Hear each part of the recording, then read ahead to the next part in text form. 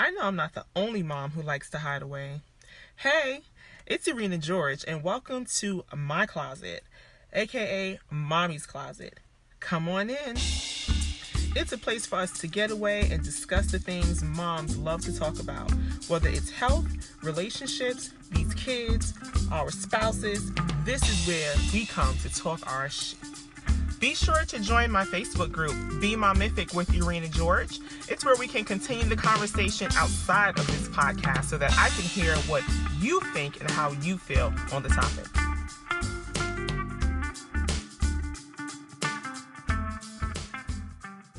Welcome back, you guys. So this week we are talking about a deeper topic today. I was really thinking about what I wanted to discuss with you all since I usually, talk mommy topics and moms and kids and just kind of relationships. So I recently watched a few episodes of Blackish. And in the last few episodes, the mom and dad were really struggling. They were struggling in their marriage, and they started to discover that they viewed life differently to the point that they were fighting over everything. So every small little minute thing that you can think of that happened between them caused an argument to the point where the dad moved out and they were co-parenting. So they were still married, didn't get a divorce, but they were co-parenting. He would come a few days of the week, and the kids would be there a few days of the week, and then they would be with their mom. At first, they tried something, and I forgot what you call it, but it's basically when one parent is in the house for 3 or 4 days with the kids, and then the other parent is in the house for 3 or 4 days. So they tried that for a little while, and then that didn't work because they still had to interact with each other, and they were getting on each other's nerves. So then the husband decided that he was going to get his own home. He was going to either lease or rent his own home, and the kids can come stay with him so everyone can have their space. There was one particular part in one of the episodes where the son was graduating, or they were at his graduation ceremony, and everything was fine. They were all together, everything was going good. After the graduation, they went back to the home to celebrate. And in front of everyone, the parents started bickering and arguing. And the kids were there, their mothers were there, and everyone was just looking at them. The kids looked really, really confused and really hurt. The son took off his gift, which was his dad's watch, which was passed down through the family, and he threw it out of the house and he ran out of the room. And then the younger kids were just standing there, saying, like, what's going on? Is this real? Is this real? And they also left the room. So today I want to talk about how do children view and deal with separation and divorce, and how they really view and deal with their parents going through some type of strife, right? So, watching those episodes, one thing that I did learn is that children, because they're so resilient, they are very optimistic. Like the kids, all the way up to the oldest one, was very optimistic about what their parents was going through, very optimistic about the relationship, very optimistic that it was just a phase and everything would come back together and their family would get back to normal. They never thought that it would go as deep as someone moving out or someone being divorced. Never ever thought about that. So then it made me think about, just everyday kids, like my kids. What would they be experiencing internally if they saw their dad and I constantly arguing, or not? Because sometimes it's not even arguments, sometimes it's just that silent treatment, especially when you're a couple who, the silent treatment is not your thing. Every time you're around each other, you're speaking, you're engaging. So that silent treatment can speak so, so loudly. So I was thinking, what can you tell your child if you notice that they are emotionally broken over possible divorce and separation with their parents? For me, I think about this. Like, what could we say? Do we tell them the truth? Do you tell your children the truth? Do you tell them why things are not working out? why and their dad had to split up and now living in separate places. Are you transparent with them? And if so, will that transparency help or harm them? And I think that's a great question, because you want to be open and honest with your children, but I think you have to gauge it by their level of maturity. Not all children can take in information, as simple as we're not getting along and we haven't been getting along for a very long time. So it's best that we go our separate ways before either one of us damage each other. Now, you can tell that to a 17, 18, 19-year old child, kid, but you cannot tell that to a 5-year old and think that they honestly understand the situation. No, they're going to pretend to understand the situation. And then after everything that you've said to them, they're still going to turn around and say, well, where's mommy? Or where's daddy? And why aren't they here? They do not realize what is really going on, right? So then that's the first thing. Like, how do you talk to them about that?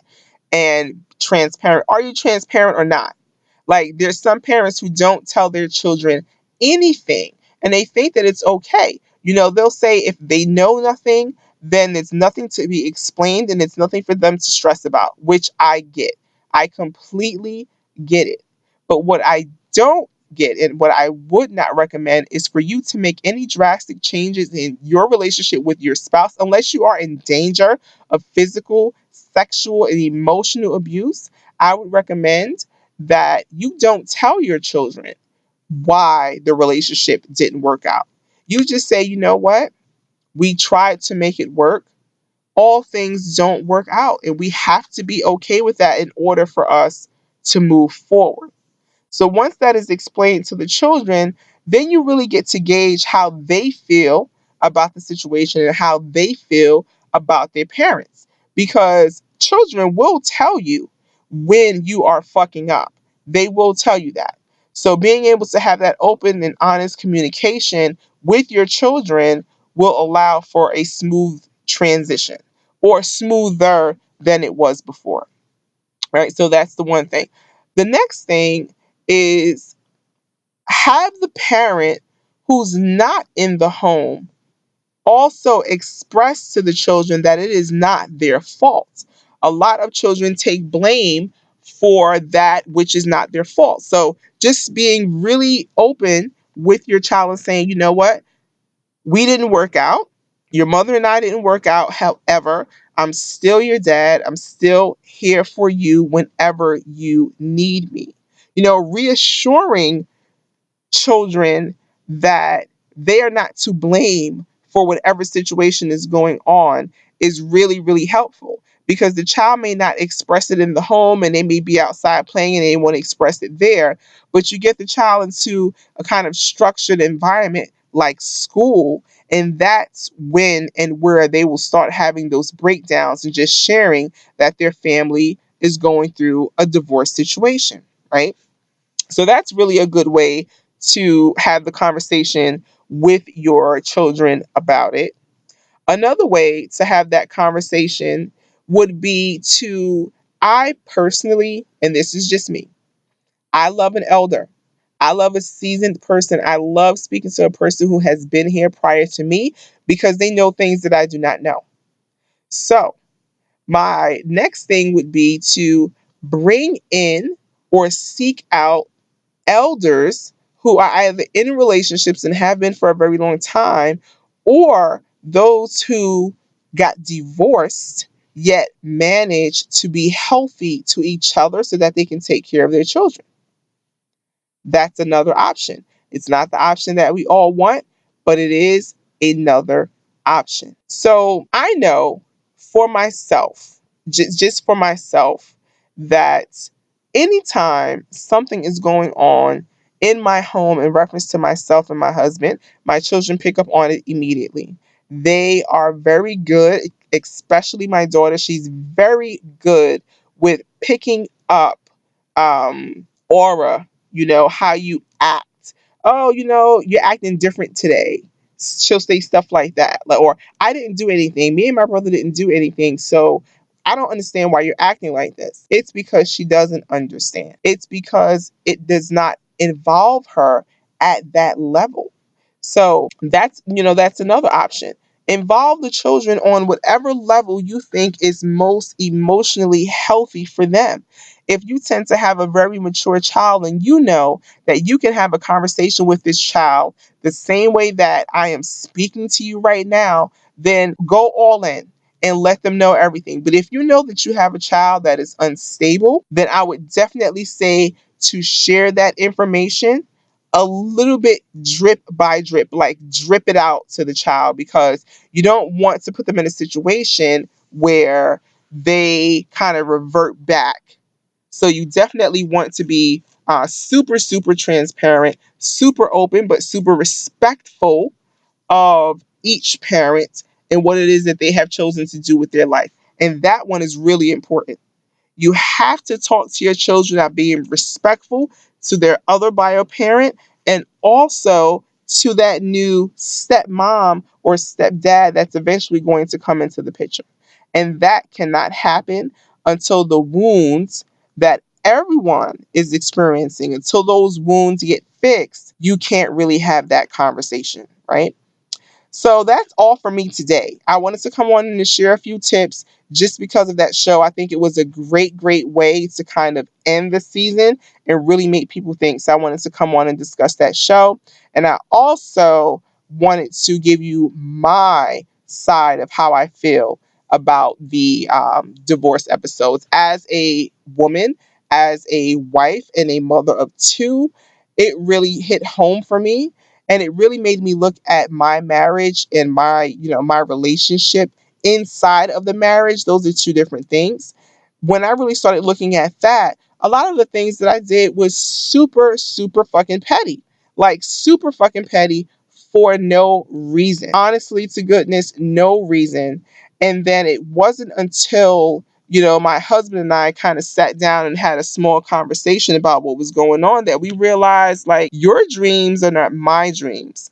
We have separate dreams. And these are things maybe we can live together and help each other out on it, but our dreams are so different that it makes the relationship, it makes the marriage feel kind of off. So that's what you really have to think about, especially if you've been in a relationship with a friend for a very long time and they're not expecting you to approach them with anything. I definitely think that it is a very, very good conversation to have with your children, as early as they can comprehend. I would say to definitely have the conversation. Thanks so much for listening. I hope you enjoyed the show. I definitely want to hear your thoughts on the information that I provided today. You can follow myself and the Momific group on Facebook at Ereena George. You can also join both of my Facebook groups, Be Momific with Ereena George and I Got Daddy Issues. Follow me on Instagram at Ereena George. You can check out our website at momific.life, momific.life. Like the Momific group on Facebook. See you next time.